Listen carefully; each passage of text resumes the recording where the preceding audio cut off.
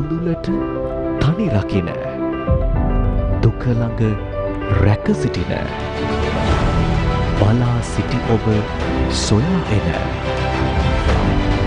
නැගී සිටින්නට අතහිත දෙන ගම්මැද්ද රට නගන ජන පෞර TV1 News First, main sponsor. Students complete the ACBT University Entry Foundation in 8 months for 288,000 rupees.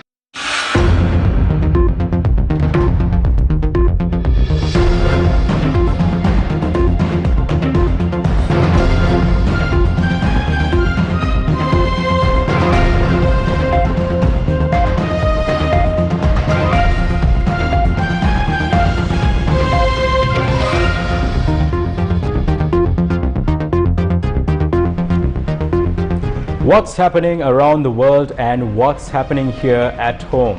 A very good evening to and welcome to Primetime News. I'm Sandro Ferdinando.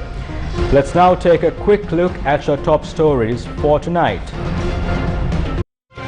News First headlines. Main sponsor. Valuable Finance, best finance company.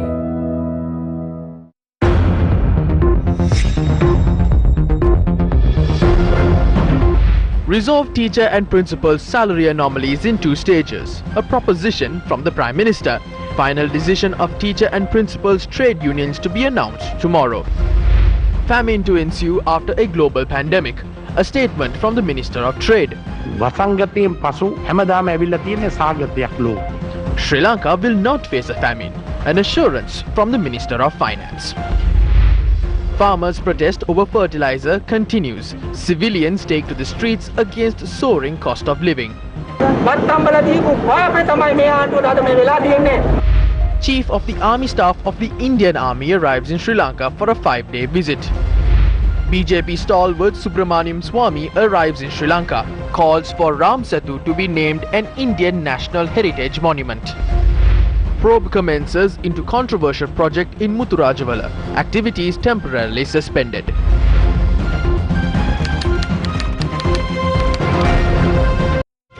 News First headlines. Main sponsor. Valuable Finance, best finance company.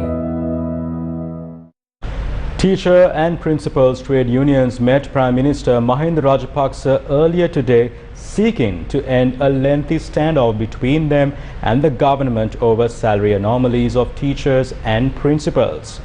What was discussed at this session?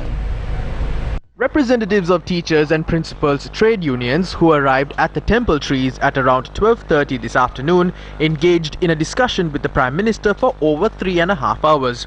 Members of the Cabinet Subcommittee who were appointed to resolve the salary anomalies of teachers and principals were also present at the discussion. During the meeting, it had been recommended to resolve the dispute in 2 stages. The first proposal is to make the payment as per the allocations of the upcoming budget. Thereafter, the other payment will be made in January after it's combined. That is the agreement we can reach. However, representatives of teacher and principals trade unions speaking to the media following the discussion said they would only reach a final decision after holding discussions tomorrow. We still have not expressed our willingness towards it. We have not abandoned our struggle either. We will continue this process until the Teachers and Principals Alliance convenes tomorrow and reaches a concrete decision. Our request was to grant this in one go. However, officials from the Ministry of Finance said they cannot make any more financial allocation since the appropriation bill has already been presented. We need to discuss these matters at length and decide on the future progress of our struggle tomorrow. Trade unionists aligned with the government expressed the following views. Multiple teacher and principals unions wanted the entire sum. However, the Prime Minister stressed that the government is strapped for cash right now, so it will be done in 3 stages. An official from the Treasury also said that since funds are scarce right now, this can only be done in 3 stages. However, we believe this can be given at once as well.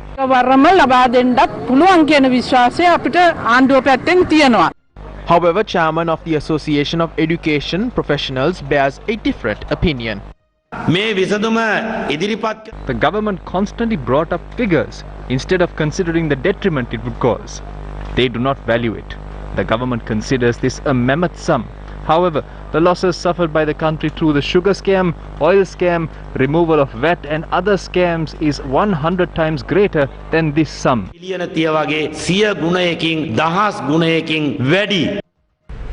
The Chief of the Army Staff of the Indian Army, General Manoj Mukund Naravane, arrived in the country for a 5-day visit this morning.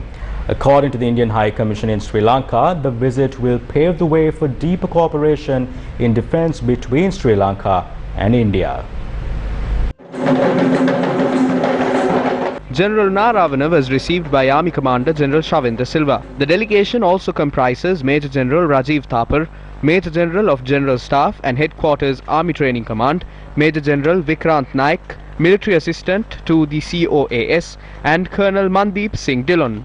During his stay, General Manoj Mukund Naravane is scheduled to pay courtesy calls on President Gotabaya Rajapaksa and Prime Minister Mahinda Rajapaksa.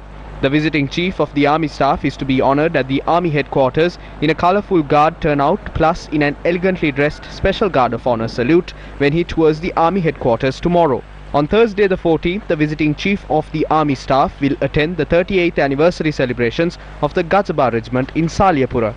He will also attend the final day of the Mitra Shakti bilateral exercise at the Madruoya Special Forces Training School. The exercise will focus on counter-terrorism activities and the suppression of internal riots. Subramanian Swamy, a senior member of the Bharatiya Janata Party and member of parliament in Rajya Sabha, arrived in Sri Lanka earlier today as well. He is in the country to attend the Navaratri festival hosted by Prime Minister Mahinda Rajapaksa at the Temple Trees. He was received at the airport by State Minister D.V. Chanaka. Issuing a tweet previously, Dr. Subramanian Swamy said he will address Sri Lankan Defence Forces seniors on national security. Tweeting a photograph of Ram Setu, which spans from Rameshwaram to Manna, taken en route to Sri Lanka, Dr. Subramanian Swamy questioned, and I quote, "What stops Modi from declaring it a national heritage monument?" unquote. The area in question, situated between the Manna Islands and Rameshwaram in India, is known as Adams Bridge in Sri Lanka. Subramanian Swamy has called for this particular area to be named an Indian National Heritage Monument. 2 senior Indian officials have arrived in Sri Lanka days after the Indian Defence Secretary concluded his visit. Following the Indian Defence Secretary's visit, the Indian High Commission highlighted the need for Sri Lanka to implement the 13th Amendment. Against such a backdrop, Minister Basil Rajapaksa stressed the need to conduct the Provincial Council elections during a meeting of a Parliamentary Committee on Electoral Reforms. Are the Provincial Council elections being expedited because of India's influence? Government parliamentarians commented on this today. There is no connection between the two. As a government, the Sri Lanka Podujana Perumuna has expectations for an election. The Elections Commissioner will conduct the election at the earliest possible date. We are ready for an election at any time. India doesn't have to tell it to us. Anyone with the brain can understand that we vote to conduct the election. Therefore, if there are any fools who decided to postpone the provincial council elections, that is wrong. The provincial elections must be held. Provincial councils are functioning. Money is spent to run them. There are officials. Only public representatives aren't there. Meanwhile, the Sri Lanka Podujana Perumuna has said that more funds would be allocated for development committees, provincial authorities and Gramanildari officers for development projects. The opposition says this is being done targeting the provincial election. Why do they need to enter provincial councils? India has invaded Sri Lanka. Since we seem to be a colony of India, we should be doing what they say. India has insisted that this must be held. Therefore, what have they done to fulfill this? They have increased the cost of goods and imposed taxes. The people are finding it difficult to survive.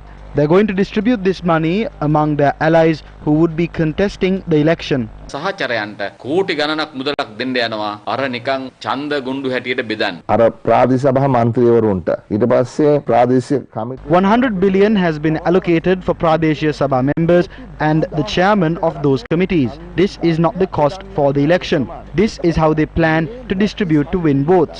When they try to spend the money they don't have by printing money through the central bank, what happens then? The cost of gas, milk powder, plain tea and rice packets will go up. The 22 million people are suffering due to this. This is not only foolish but a heinous crime. මේක ඇත්ත වශයෙන්ම සහගාන අපරාධයක්. Are the funds allocated for rural projects utilized for the benefits of the people? A group of activists from the Samagi Jana Balawege raised these concerns in Navalapitiya today. This was citing moves by the Urban Council to construct a jogging track at the Jayatilaka grounds in Navalapitiya that has been refurbished. Tensions flared after the chairman of the Navalapitiya Urban Council arrived at the location of the protest.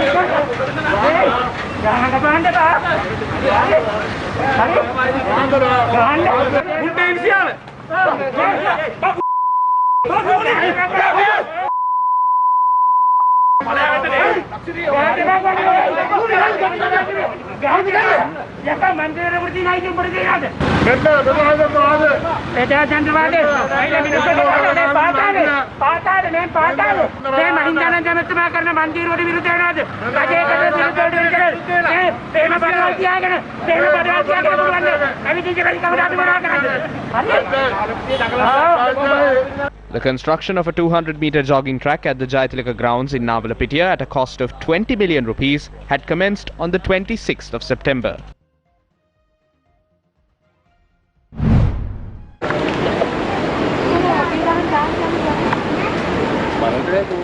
While a dispute has arisen over a jogging track worth millions of rupees, a father of two staged a protest on a tree as he couldn't feed his own children.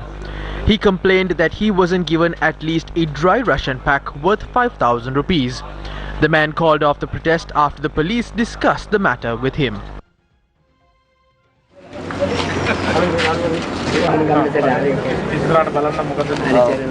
ඉවත් වෙන මාර්ගයක් නැහැ බැරිම තැන තමයි සර ගහට නැග්ගේ මට මේක බඩු බෑග් එකක් හැමෝටම ගෙනත් මට එක බඩු බෑග් එකක් ගෙනත් දීලා නැහැ තාම එනකම්. A myriad of protests were organized across the island today against the rise in prices of essential goods. And this is how members of the United National Self-Employed and Entrepreneurial Women's Society held a demonstration in Gunasinghapura, Colombo today. දෙයනේ ආණ්ඩුවක් කරන්න බැරි නම් කරන්න පුළුවන් කෙනෙක්ට දීලා වහම යන්න අපිට මෙහෙම දුක් විඳින්න බෑ තාවත්. A group of Samagi Jana Balawege activists engaged in a protest at the Rodgama Junction in Gaul.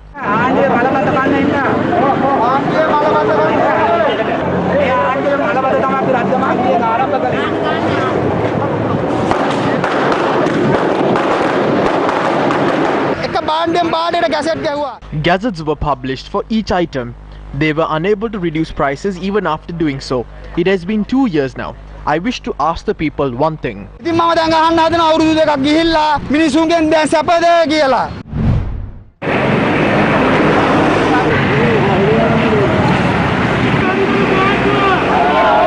The protest opposite the Kalutara Pradesh Sabha commenced in this manner. It was organized by United National Party members of the Kalutara Pradesh Sabha.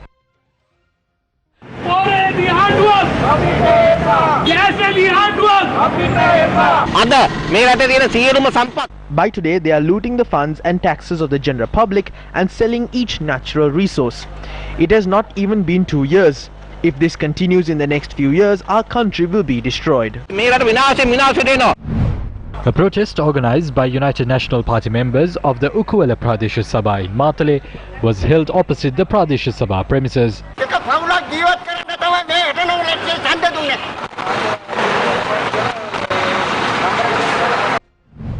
Meanwhile, a group of frontline Socialist Party members staged a protest near the Lipton roundabout today. They opposed the rising cost of living and the sale of national assets to foreign nations.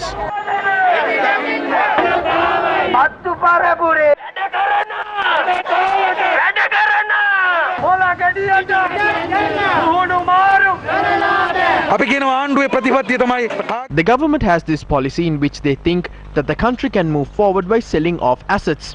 The people will have to pay the price for this. Some are saying they can protect that by the next election. The next election is in 3 years. How much will they sell by that time? We need an alternative. We tell the people to avoid believing false solutions. The real solution would be to form a strong movement against the government. We are requesting the people to prepare for that.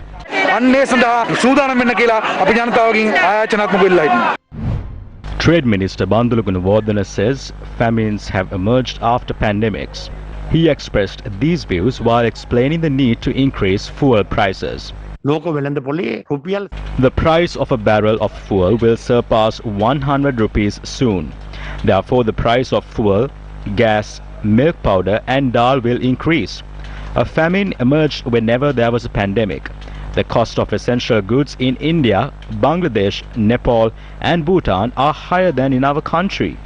The Energy Minister can't purchase fuel for a high price from the world market and sell it for a low price in the country. Yesterday, it was reported that the ministry incurs a loss of rupees 10 billion per month. The public will have to incur that loss. He will have to match the price with world market rates. How it would be done will be discussed with the Finance Ministry in future.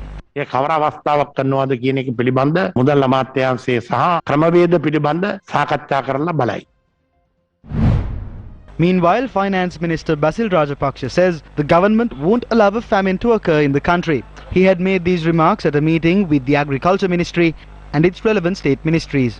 The Finance Minister had said 25 billion would be allocated additionally to ministries for production economy related projects. He had added that the government had decided to disburse funds quarterly based on the progress of projects instead of issuing them from the budget directly. The Finance Minister had noted that funds won't be distributed again for projects that don't show success in the first quarter. Institute of Policy Studies in Sri Lanka launched their report on the state of Sri Lanka's economy post-pandemic yesterday. Policy measures need to bring through cuts in national spending or try and raise national income. Now, the latter takes a bit of time and governments therefore tend to focus on the more immediate adjustment process of bringing spending or consumption cuts via government, firms, households, etc. And the typical policy mix would include tighter budgets, allowing interest rates to move with market fundamentals, and in our case that would suggest interest rates to go up, and implementing a more flexible exchange rate regime, again suggesting that there will be a depreciation of the currency. The downside is that growth suffers in the short term and debt ratios will worsen, not only because of the slower growth, but also owing to the exchange rate impacts on the outstanding foreign debt stock that we hold. So these are clearly politically difficult choices, especially when economic conditions are tight as they are now, and governments try to avoid harsh austerity measures that may have unintended consequences of generating social unrest, etc. We have more news in store for you, but first a quick commercial break. Stay tuned. TV1 News First, main sponsor. Students complete the ACBT University Entry Foundation in 8 months for 288,000 rupees. Bellboy's got you covered. Download Bellboy today to get all your household appliance fixing and repairs done. Now available on Android and iOS. Valuable Finance, best finance company. Continuing in local news, farmers staged protests citing a shortage of fertilizer in several areas.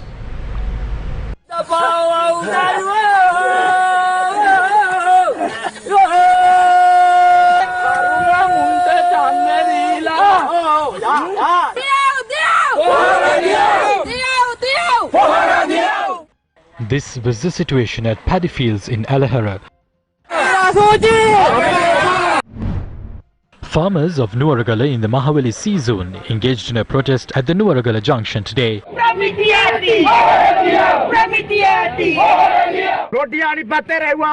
They ruined farming activities of this innocent community by banning chemical fertilizer.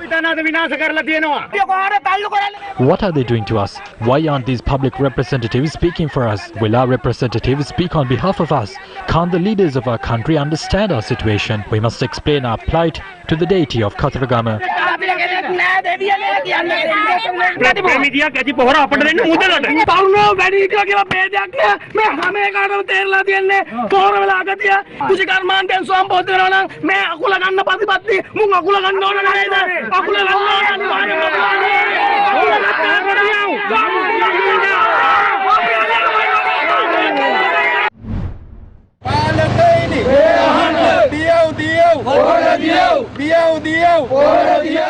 Farmers of the Parakrama Samudra movement in Polonnaruwa staged a demonstration on the bunt of the river.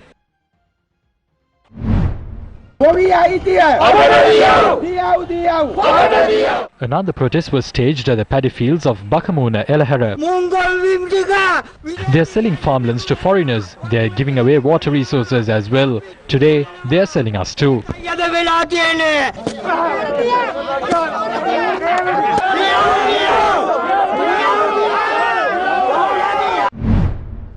Meanwhile, opposition leader Sajid Premadasa visited paddy fields in Eppawala, Anuradhapura today. He visited farmers after paying floral tributes to the statue of former Prime Minister D.S. Senanayake. We don't have a harvest. We cultivate to feed our children. Please save this country. Save the farmers. They are looting the funds used for fertilizer. They are living in luxury. We haven't entrusted our country with them for Namal to conduct horse racing events.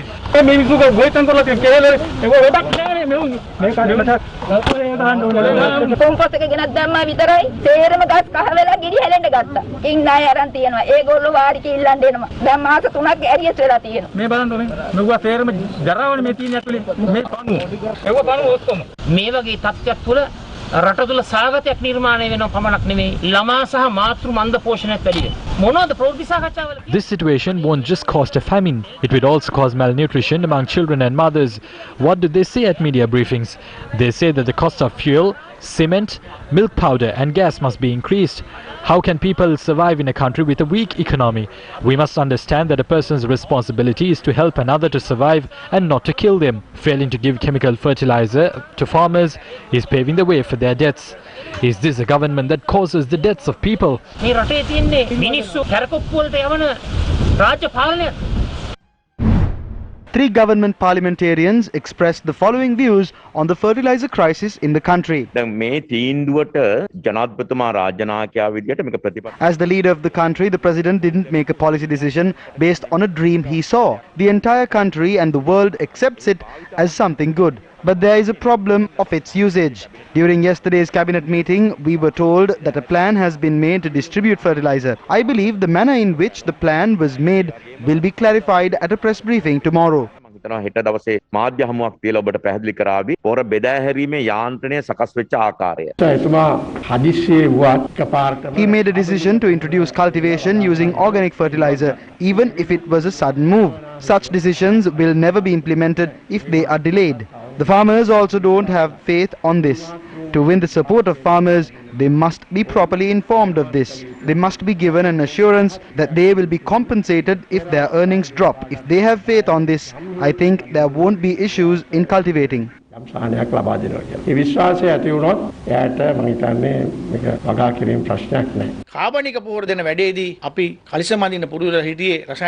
the distribution of organic fertilizer, the mistake we did was the absence of a proper plan to suit the transformation.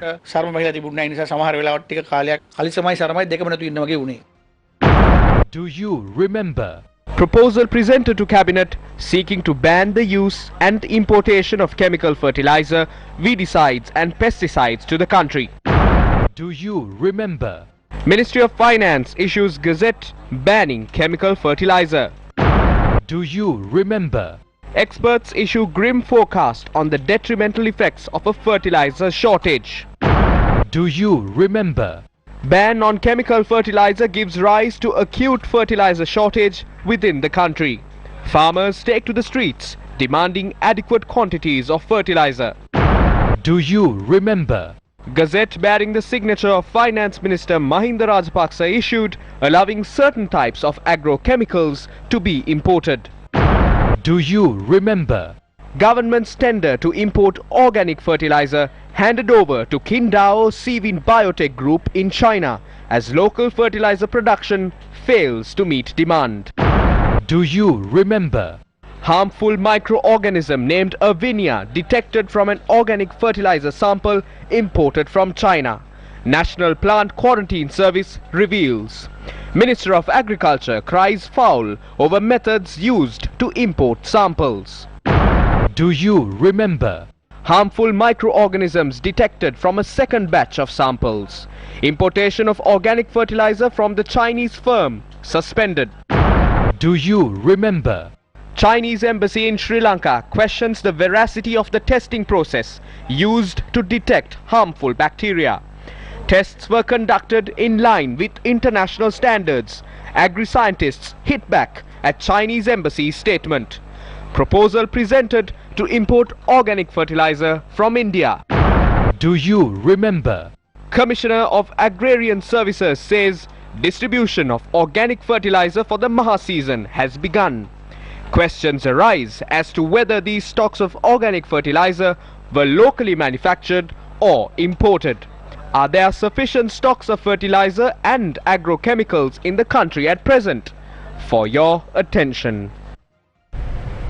Still in local news, the Trincomalee police have arrested 65 people who were staying at a lodge in Trincomalee this evening with the intention of emigrating to New Zealand by boat. Among the suspects are a woman and a 4-year-old child. The arrests were made based on information received by the state intelligence officers.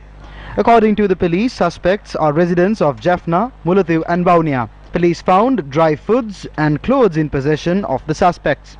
Further investigations under the supervision of the SSP of Trincomalee are underway to arrest the broker involved in transporting the suspects to New Zealand in a tank boat. The World Health Organization recommended that immunocompromised people given an additional dose of COVID-19 vaccine due to their high risk of breakthrough infections after standard immunization.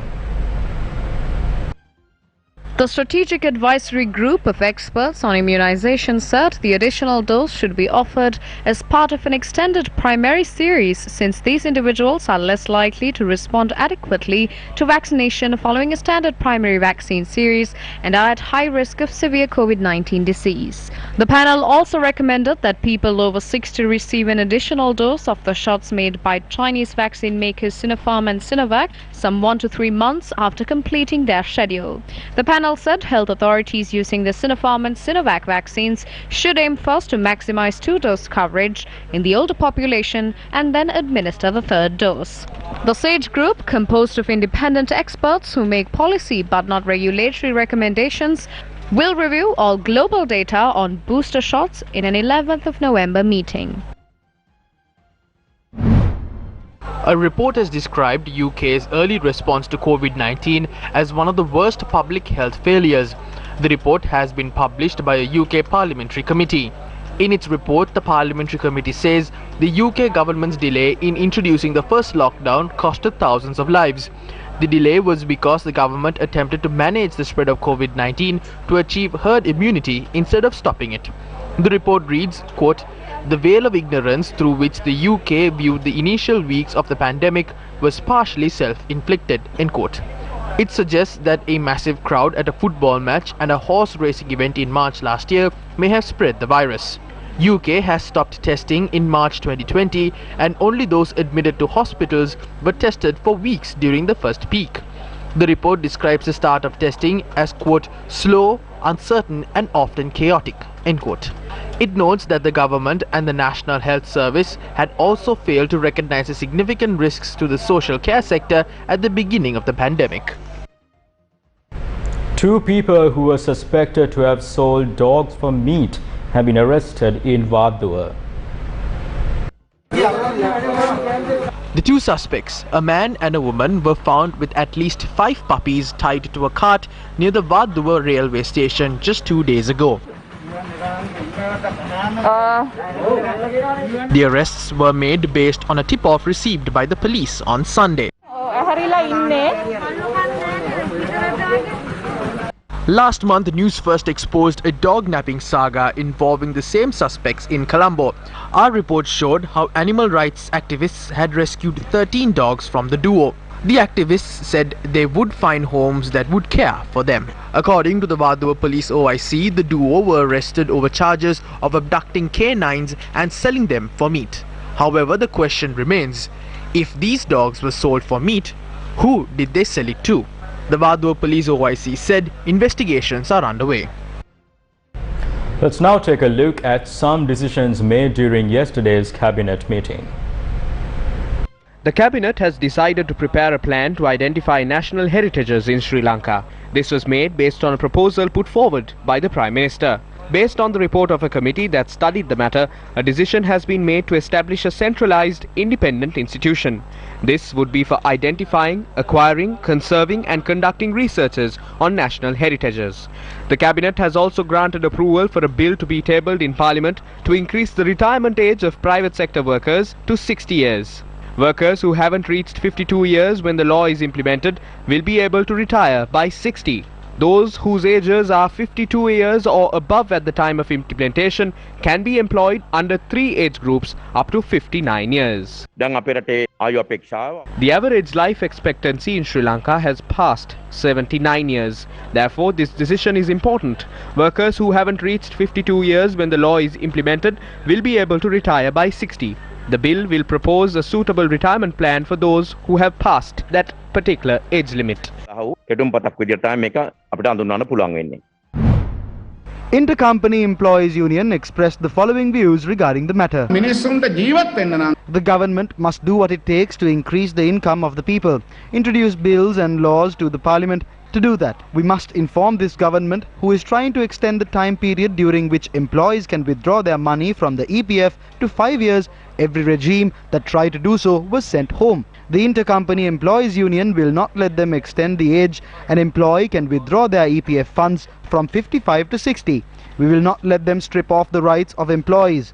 During the previous budget, it was said that the age to retire will be extended to 60. Do not take away the right to withdraw EPF funds from employees at the age of 55. It's time for another commercial break. Stay tuned. Do your online shopping with Sambole.lk. Home delivery and pickup now available. Sambole.lk. Sri Lanka will mark the International Day for Disaster Risk Reduction tomorrow, aimed at highlighting the risks posed by COVID-19. Major General retired Siddhanta Ranasinghe, the Director General of the Disaster Management Centre, speaking to Newsfirst, said that the new normal is the new challenge faced by authorities. The latest growing challenge is new normal. So once the COVID hit Sri Lanka, and the new normal concept came into Sri Lanka, the biggest challenge what we had was making the local actors aware of how best we can combine systemic risks with new normals. But with the span of time, since we had that network and since we have that administrative system of Sri Lanka and the health chain of Sri Lanka, and the concept of nothing is impossible in the Sri Lankan people, so we managed to handle that. And as I always say, disasters are only thing which can enter any country without visa and exit any country without visas, and it's common to everyone. So the mistakes done by someone in a different country will affect people in another country. So it has to be a global effort, a synergetic effort where everybody is being held responsible and everybody works towards the disaster mitigation, and then we can make a change to the world. DMC is the main custodian of disaster management in Sri Lanka, covering early warning, early preparation, early mitigation, awareness and response to disasters. The International Day for Disaster Risk Reduction will bring global organizations together with Sri Lanka to address disaster management matters. The entire world is interconnected. The economic systems, the food systems, the supply chain, everything is actually interconnected. So there are no boundaries as such. So in a situation like that, we have to be thinking globally, work globally, plan globally and taking decisions globally. So that is extremely important. No country, no nationality, no local government can work on them on their own. It has to be kind of a global effort because of this transboundary nature of hazards. Sri Lanka will mark the International Day for Disaster Risk Reduction at the BMICH tomorrow. The envoys of Canada, Norway and Netherlands visited Batticaloa and Jaffna today. Norway's Ambassador Trine Joranli Eskedal and Dutch Ambassador Tanja Gondrip attended meetings in Batticaloa today. The foreign envoys met with State Minister S. Vyalendran and District Secretary K. Karunagaran. The meeting with the State Minister took place at his office in Batticaloa.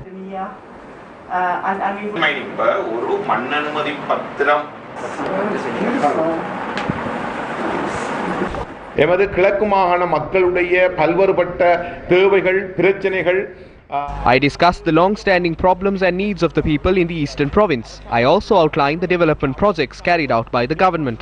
This is what I discussed with them mostly. பிரச்சனைக்கான தீர்வு அதோடு அவருக்கு சார்ந்த செயற்பாடு இந்த ரெண்டு விடயத்தையும் கூடுதலாக நான் அவர்களுக்கு எடுத்து கூறினேன். The envoys of Norway and Netherlands also met with Batticaloa District Secretary K. Karunakaran. They also met Batticaloa Mayor Tyagaraja Sarvanbhavan.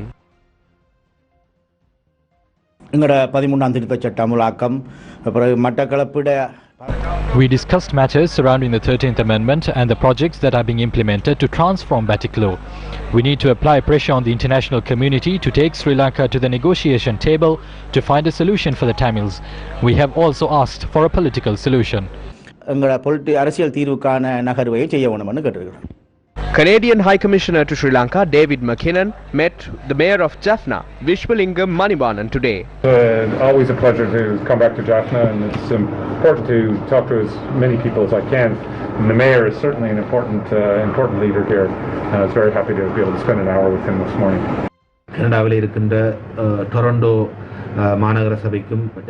We discussed the agreement signed between the municipal councils in Jaffna and Toronto. Nothing has taken place since the agreement was signed. I requested for it to be implemented. We explained the political situation and issues faced by the Tamils. I also requested for Canada to take the side of the Tamils by considering their requests and to influence the Sri Lankan government to resolve them.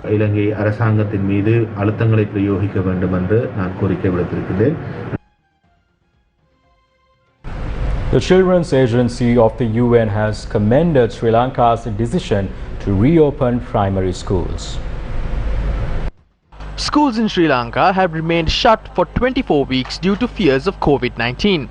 But the government says it will reopen 3,000 schools for primary students on the 21st of this month. UNICEF has commended this decision. The risks involved in going to school, even during COVID, has proven far less than what they are missing out on by being at home. In terms of their development, the academic progress, the psychosocial and the physical, mental health, schools remaining open or reopening has not created any excess transmission. On the contrary, children generally are much less likely to be infected. UNICEF says only 8% of teachers in public schools contacted primary students in Sri Lanka. A research cited 69% of parents saying their children were learning a lot less. UNICEF data showed 1.7 million primary children have been affected by the closure of schools. It has also caused psychological impacts.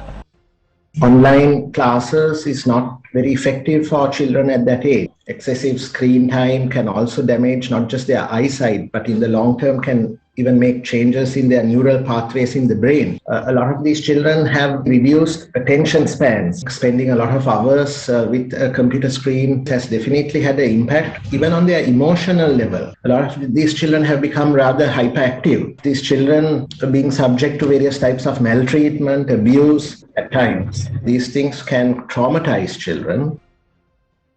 A construction project in Dalatura within the Muthurajawala sanctuary has been halted after revelation by Newsfirst.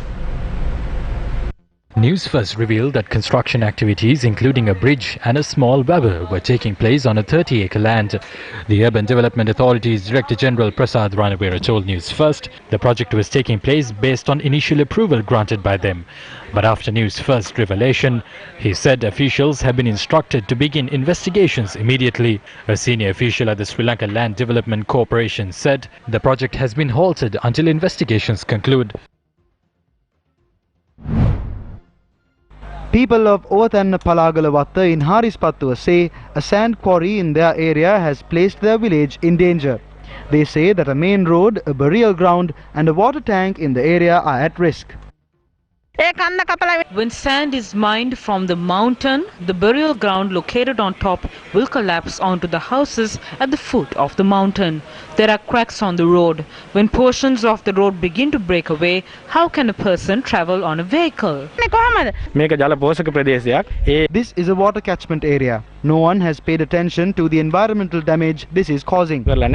A banner has been installed at the site displaying details of a mining license obtained from the Geological Survey and Mines Bureau. We obtained water from this location. The main tank supplies water to 3 nearby areas near the quarry. When they keep mining sand, it will cause the tank to collapse. This will affect 3 villages.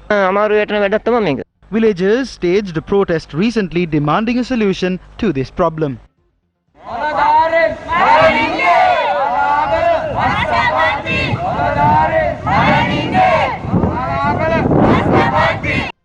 And with that, wrap up Primetime News for tonight. Thank you very much for joining us. For the Newsfirst team, I'm Sandra Ferdinando, and joining me tonight with our sign language interpretation was Brian Ficruz. Take care and good night.